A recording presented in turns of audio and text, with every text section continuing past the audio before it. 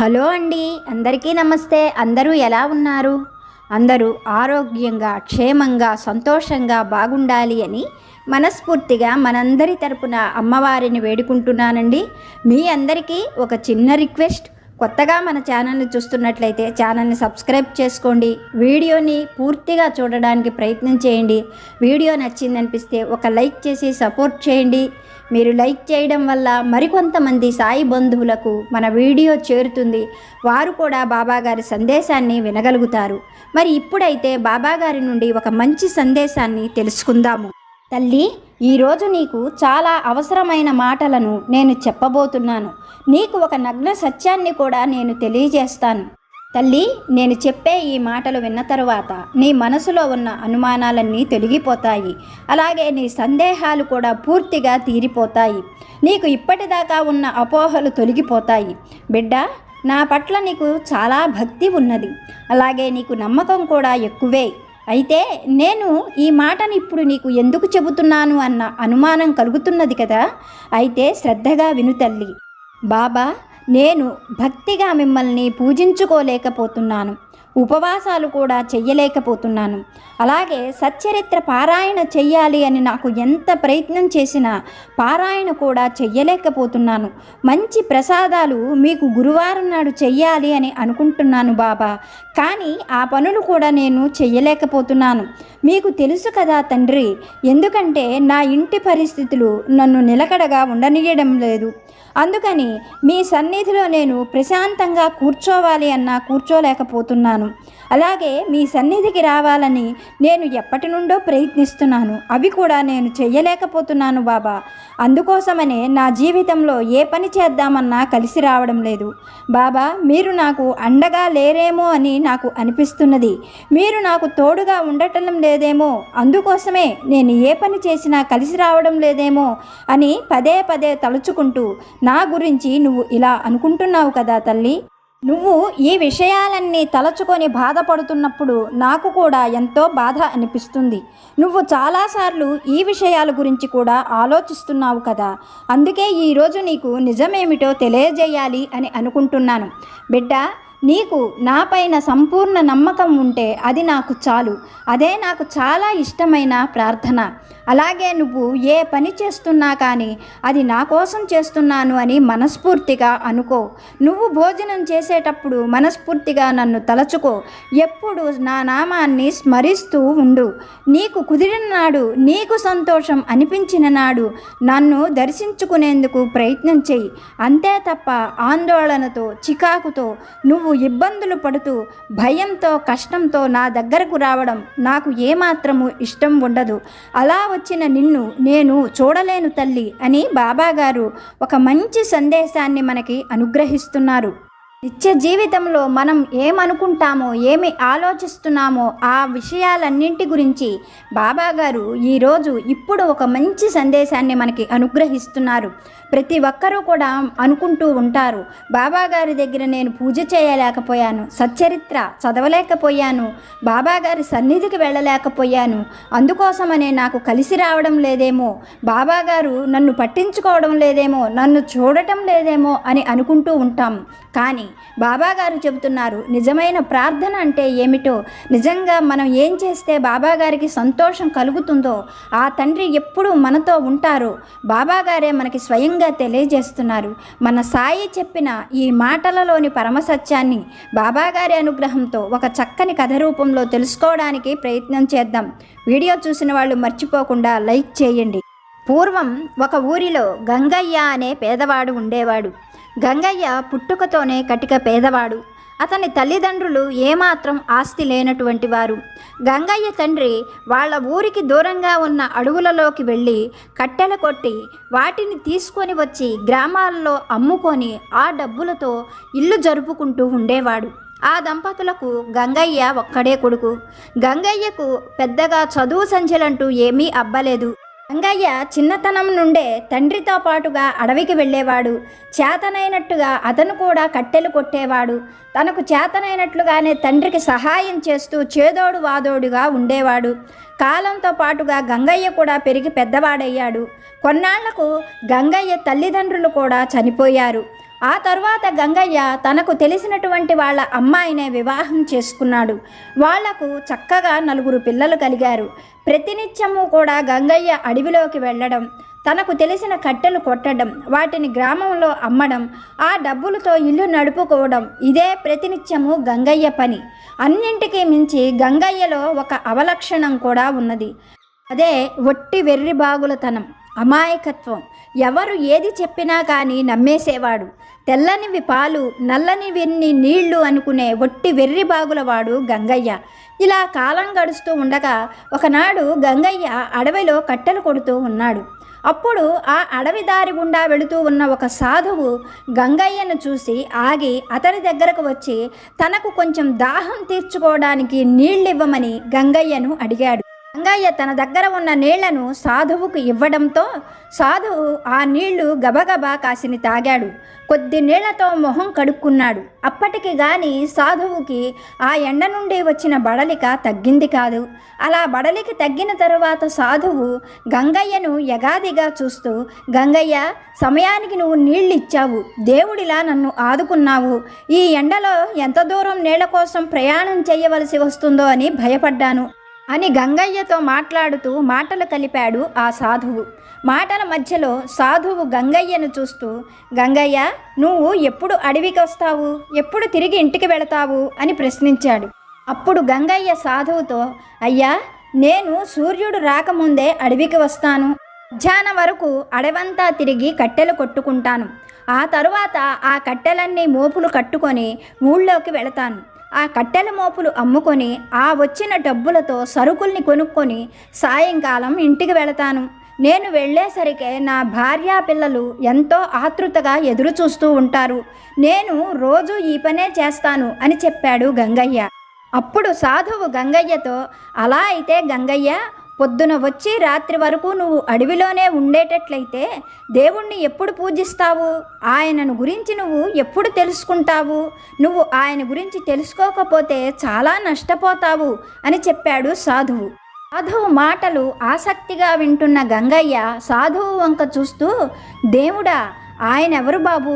నా బంధువులలో, నా స్నేహితులలో, నాకు తెలిసిన వాళ్లలో ఈ దేవుడనే పేరుగల్ల ఆయన ఎవరూ లేరు కదా అని అమాయకంగా సాధువుని ప్రశ్నించాడు గంగయ్య. గంగయ్య మాటలు విన్న సాధువుకి ఒక విషయం పూర్తిగా అర్థమయ్యింది. గంగయ్య ఒట్టి అమాయకుడు. దేవుడికి సంబంధించిన విషయాలు ఏవీ కూడా గంగయ్యకు తెలియదు. ప్రతినిత్యము తన పని తను చేసుకోవడం తప్ప దైవ సంబంధమైన విషయాలు ఏవీ కూడా గంగయ్యకు తెలియవు అని సాధువుకి పూర్తిగా అర్థమయ్యింది. అప్పుడు సాధువు గంగయ్యను చూస్తూ, గంగయ్య, నువ్వు పొద్దుటి నుండి రాత్రి వరకు ఈ అడవిలో ఉంటూ నీ కుటుంబ భారాన్ని చూసుకున్నట్లయితే దేవుడి సంగతి నువ్వు ఎప్పుడు పట్టించుకుంటావు? ఆయన్ని ఎప్పుడు పూజిస్తావు? నువ్వెప్పుడు తపస్సు చేస్తావు? నువ్వు పుణ్యం చేసుకోకపోయినట్లయితే వచ్చే జన్మలో ఏ కుక్కగానో, పిల్లిగానో, బల్లిగానో పుట్టవలసి వస్తుంది. కనుక నేను చెప్పే ఈ మాటను శ్రద్ధగా విను గంగయ్య. నువ్వు ప్రతినిత్యం దైవాన్ని ధ్యానం చేయవలసి ఉంటుంది. దేవుడి పూజలు కూడా చేయవలసి ఉంటుంది. ఆయనకు ప్రసాదాలు కూడా నివేదన చేయవలసి ఉంటుంది. ఆయన్ని గురించి నువ్వు తెలుసుకోవలసి ఉంటుంది. ఆయన్ని గురించి నువ్వు తెలుసుకున్నప్పుడే నీకు మరుజన్మ ఎంతో గొప్ప జన్మ లభిస్తుంది అని చెప్పాడు సాధువు. సాధువు మాటలు వింటున్న గంగయ్యకు ఇంకా ఆసక్తి పెరిగింది. అప్పుడు గంగయ్య సాధువుతో, ఆయన్ని గురించి నేను ఎలా తెలుసుకోవాలి బాబు? నాకు ఆయన్ని గురించి తెలుసుకునే దారి చెప్పండి అని భక్తిగా అడిగాడు. అప్పుడు సాధువు చిరునవ్వుతో, గంగయ్య, ఆయన్ని గురించి నువ్వు తెలుసుకోవాలి అనంటే ఏ విషయాలు నువ్వు పట్టించుకోకూడదు. నువ్వు తపస్సు చెయ్యాలి. అప్పుడే ఆయన గురించిన విషయం నీకు తెలుస్తుంది. మనిషిగా నీ జన్మ సార్థకమవుతుంది. లేకపోతే మనిషిగా పుట్టి నీకు ఉపయోగం ఏమిటి అని ప్రశ్నించాడు సాధువు. సాధువు మాటలకు బాగా ఆలోచించిన గంగయ్య సాధువుతో, అయ్యా, సమయానికి తమరు నిజంగా దేవుడిలా వచ్చారు. మీరే రాకపోతే నా ఈ మానవ జన్మకు సార్థకం లేదు. నేను పుణ్యం చేసుకోకపోతే వచ్చే జన్మలో ఏ బల్లిలాగానో, నల్లిలాగానో, కుక్కలాగానో, పందిలాగానో పుట్టేవాడిని. కనుక సమయానికి వచ్చి నన్ను బ్రతికించారు అంటూ సాధువుకి ఎన్నో రకాలుగా కృతజ్ఞతలు తెలియజేశాడు గంగయ్య. ఆ తరువాత గంగయ్య అప్పటి వరకు బావిలో తను నరికిన కట్టెలన్నీ మోపులాగా కట్టుకొని వాటిని తీసుకొని ఊళ్ళోకి వెళ్ళాడు. వచ్చినంతకు అమ్ముకొని ఆ డబ్బులతో సరుకులు కొనుక్కొని సాయంకాలానికి ఇంటికి చేరుకున్నాడు. ఇంటికి చేరుకొని అవన్నీ కూడా భార్యకు అప్పగించి సాధువు తనకు నేర్పించిన ఆ పంచాక్షరి మంత్రాన్ని కూర్చొని జపించసాగాడు. మర్నాడు కూడా గంగయ్య అడవికి వెళ్లకుండా ఇంట్లోనే కూర్చొని సాధువు చెప్పిన మంత్రాన్ని జపించసాగాడు. ఆ రోజు కూడా గంగయ్య భార్య గంగయ్యను ఏమీ అనలేదు. అలా 1 రోజు 2 రోజులు 3 రోజులు గడిచిపోయినా గంగయ్య మాత్రం ఇంటి విషయాలు ఏవీ పట్టించుకోకుండా సాధువు చెప్పినట్లుగా మంత్రం జపిస్తూ కూర్చున్నాడు. 4వ రోజు అయ్యేసరికే ఇంట్లో పిల్లలు తల్లితో ఆకలవుతుంది అంటూ ఏడుపు మొదలుపెట్టారు. ఆ పిల్లల బాధ చూడలేని గంగయ్య భార్య గంగయ్యతో, 4 రోజుల నుండి నిన్ను గమనిస్తున్నాను. నీ ప్రవర్తనలో ఏదో మార్పు వచ్చింది.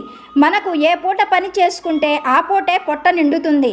అటువంటిది నువ్వు ఇలా ఇంట్లో కూర్చొని దేవుడి నామాలను జపిస్తూ కూర్చుంటే మన ఇల్లు జరగదు. మనం ఎలాగోలాగ సర్దుకోగలం. చిన్నపిల్లలు వీళ్ళు తిండికి అల్లాడిపోతున్నారు. లేచి అడవికి వెళ్ళు, కట్టెలు కొట్టుకొనిరా అంటూ భార్య గంగయ్యతో చెప్పింది. గంగయ్యకు భార్య మాటలు చాలా చిరాకుని తెప్పించాయి. బాగా కోపం కూడా వచ్చిన గంగయ్య భార్యతో, ఇంట్లో నన్ను ప్రశాంతంగా దేవుడి గురించి ఆలోచించనివ్వరు. నేను అడవికి వెళ్ళి కట్టెలు కొట్టుకొస్తే ఇల్లు నడుస్తుంది, కానీ మరి దేవుడి పరిస్థితి ఏమిటి? నేను దేవుడి గురించి తెలుసుకోకపోతే వచ్చే జన్మలో ఎలా పుడతానో నాకే తెలియదు. ఏ పందిలాగానో పిల్లిలాగానో కుక్కలాగానో పుడతానో అడవిలో జంతువునవుతానో నాకే తెలియదు. నేను దేవుడిని గురించి తెలుసుకోవాలి. మీ విషయాలు ఏవి నాకు అవసరం లేదు అంటూ గబగబా ఇంటి నుంచి బయటకు వచ్చేశాడు గంగయ్య. ఆ భార్యతో గొడవపడి ఇల్లు వదిలి వెళ్ళిపోతున్న గంగయ్య తనకు తెలియకుండానే తన ప్రమేయం లేకుండా ఆ ఊరికి కూతవేటు దూరంలో ఉన్న మాయా పర్వతాలు అనే పర్వత ప్రాంతం వైపు బయలుదేరి వెళుతున్నాడు. ఆ పర్వతాల గురించి, ఆ పర్వతం చుట్టూ ఉన్న ప్రాంతాలలో వాళ్ళు రకరకాలుగా చెప్పుకుంటారు. ఆ పర్వతాల వైపుకి ఎవ్వరూ కూడా ఎప్పుడూ వెళ్ళడానికి సాహసం చేయరు. రాత్రివేళ ఆ పర్వతాలు చూస్తేనే భయంకరంగా ఉండేవి. పగలైనా సరే ఆ పర్వతాల వైపుకు వెళ్ళాలి అంటే ఆ కొండల చుట్టుప్రక్కల ప్రాంతాలలో ఉన్న ప్రజలు భయపడుతూ ఉండేవాళ్ళు. ఎందుకంటే ఆ పర్వతాల పైన గంధర్వులు, యక్షులు, నాగులు మారు రూపాలలో తిరుగుతూ ఉంటారని, వాళ్ళు గనక మనుషుల్ని చూస్తే మనుషులను రకరకాలైన జంతువులుగా మార్చేస్తారని రకరకాలుగా చెప్పుకునేవాళ్ళు. ఒక్కటే కాకుండా ఆ పర్వతం పైన పిశాచాలు కూడా తిరుగుతూ ఉంటాయని, అవి మనుషుల్ని పట్టి పీడిస్తూ ఉంటాయని ఆ పర్వతాల గురించి ప్రజలు రకరకాలుగా చెప్పుకునేవారు. అందుకోసమనే రాత్రులే కాదు పగలు కూడా ఆ వైపుకు వెళ్ళడానికి జనం భయపడేవాళ్ళు. అందుకనే గంగయ్య ఇంటి నుండి బయలుదేరి ఆ మాయాపర్వత ప్రాంతానికి మధ్యాహ్నం వేళకు చేరుకున్నాడు. బాగా నడిచి నడిచి అలిసిపోయిన గంగయ్య ఆ కింద ఉన్నటువంటి సరస్సులో శుభ్రంగా స్నానం చేసి పొట్ట నిండా మంచినీళ్లు తాగాడు. తరువాత శక్తి కొద్దీ ఆ పర్వతం అంచులకు చేరుకున్నాడు. అప్పటికే సాయంకాలం అయిపోయింది. బాగా చీకటి పడింది. తను నిశ్చంతగా ఎవ్వరూ కదిలించకుండా ధ్యానం చేసుకోవడానికి వీలైన ప్రాంతం ఏదా అని ఆ పర్వతం అంచంతా కూడా చుట్టూ తిరిగి చూసుకున్నాడు. ఒక దగ్గర అతనికి ఒక రాతి గుహ కనిపించింది. ఆ రాతి గుహ బాగా చీకటిగా ఉన్నది. అంతేకాకుండా చాలా చల్లగా కూడా అనిపించింది. తను ధ్యానం చేసుకోవడానికి, దేవుణ్ణి గురించి తెలుసుకోవడానికి ఆ ప్రాంతం చాలా బాగుంటుంది అని గంగయ్యకు అనిపించింది.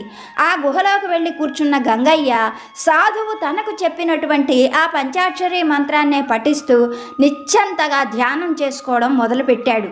ఇలా ధ్యానంతోనే కొంతకాలం గడిచిపోయింది. గంగయ్యకు బయట ఎంతకాలం జరుగుతుందో ధ్యానంలో కూర్చోవడం వల్ల అతనికి ఏమీ తెలియలేదు. ఒక రోజున గంగయ్య ముందు ఏదో అలికిడి అయినట్లుగా అనిపించింది. తన ధ్యానానికి భంగం కలగడంతో గంగయ్య కళ్ళు తెరిచి చూశాడు. కానీ గంగయ్య కూర్చున్న గుహ చుట్టూ అప్పటికే ఎన్నో తీగలు పెనవేసుకుపోయి ఉన్నాయి. మెల్లగా గంగయ్య కొన్ని తీగలను తొలగించి తన ముందు అలికిడైంది ఏమిటా అని గమనించసాగాడు. అప్పుడు ఆ వెన్నెల వెలుతురులో గుహ ముందు ఎవరో ఇద్దరు ఆడవాళ్ళు పచ్చిక బయలులో గవ్వలాటలు ఆడుతూ ఉన్నారు. ఆ గవ్వల శబ్దానికే గంగయ్యకు ధ్యానం భంగమైపోయింది. గంగయ్యకు కూడా గవ్వలాట బాగా వచ్చు. వాళ్ళు అలా ఆట ఆడుతుండటంతో గంగయ్యకు కూడా ఆసక్తి పెరిగి దూరం నుంచే వాళ్ళ ఆటను జాగ్రత్తగా గమనిస్తున్నాడు. ఆ ఆట అంతా కూడా గంగయ్యకు బాగా కనిపిస్తూ ఉన్నది.